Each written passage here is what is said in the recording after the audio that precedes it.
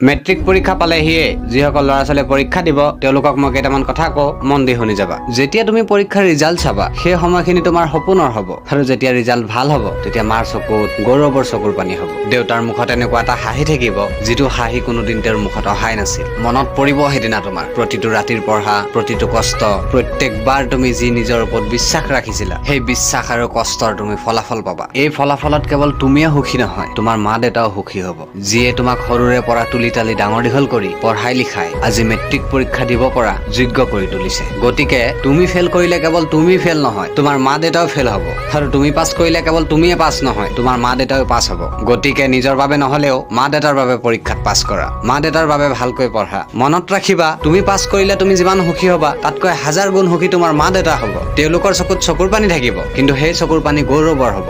নিজৰ মা দেউতাৰ চকুত যদি গৌৰৱৰ চকুৰ পানী আনিব পাৰা, তাতকৈ আৰু গৌৰৱৰ কথা তোমাৰ বাবে কি আছে। গতিকে সকলোৱে পৰীক্ষা ভালকৈ দিবা, আৰু যদি কথাখিনি ভাল লাগে তেতিয়া লাইক আৰু ফলো কৰি থৈ যাবা। ধন্যবাদ।